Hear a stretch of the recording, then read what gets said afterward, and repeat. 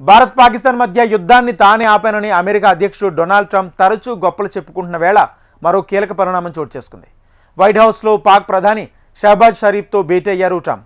మీడియాను అనుమతించకపోవడంతో వారేం మాట్లాడుకున్నారో తెలీదు. కానీ అగ్రరాజ్యంతో తమ సంబంధం బలపడిపోతుందని సంతోషపడిపోతున్నారు పాకిస్తాన్ నాయకులు. మరోవైపు ఉగ్రవాదం పట్ల ప్రపంచం ఏమాత్రం సహనం చూపకూడదన్నారు భారత విదేశాంగ మంత్రి జయశంకర్.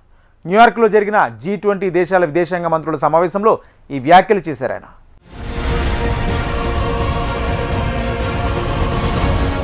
అమెరికా, పాకిస్తాన్ రోజురోజుకి మరింత చేరువవుతున్నాయి. కొద్ది వారాల క్రితం పాక్ ఆర్మీ చీఫ్ ఆసిమ్ మునీర్కు అమెరికా అధ్యక్షుడు వైట్ హౌస్లో ప్రత్యేకంగా విందు ఇవ్వటం తెలిసిందే. తాజాగా పాకిస్తాన్ ప్రధాని షహబాజ్ షరీఫ్ అమెరికా అధ్యక్షుడు డొనాల్డ్ ట్రంప్తో భేటీ అయ్యారు. వీరి వెంట Pak army chief Asim Munir, America విదేశాంగ మంత్రి మార్కో రూబియో కూడా ఉన్నారు. దాదాపు 1:20 నిమిషాల సేపు సమావేశమయ్యారని చెప్తున్నారు. అయితే ఈ భేటీకి మీడియాను అనుమతించలేదు. దీంతో ఇరు దేశాల ప్రధానులు ఏ విషయంపై చర్చించారు అన్న దానిపై స్పష్టత లేదు. రష్యా చమురు కారణంగా అమెరికాతో భారత్ సంబంధాలు బలహీనమయ్యాయి. అప్పటి నుంచి అగ్రరాజ్యానికి దగ్గర కావాలని పాకిస్తాన్ ప్రయత్నిస్తోంది.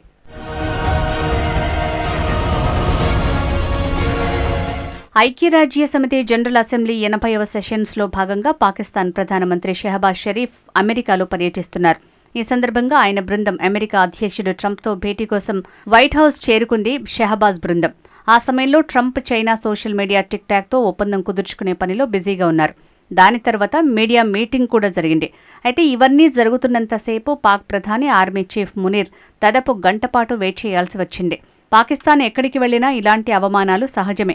వారు కూడా ఇలాంటివి పెద్దగా పట్టించుకోరు. కాగా మీడియా సమావేశంలో పాల్గొన్న ట్రంప్ పాక్ ప్రధానిపై ప్రశంసల వర్షం కురిపించారు. ఆయన ఒక గొప్ప నేత, ఒక గొప్ప వ్యక్తి అని కొనియాడారు.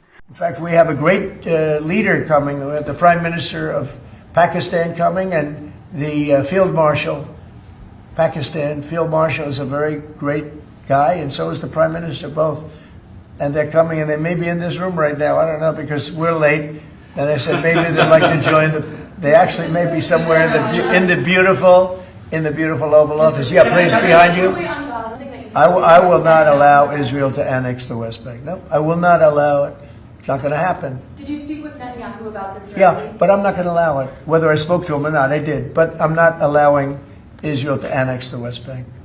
There's been enough. It's time to stop now, okay?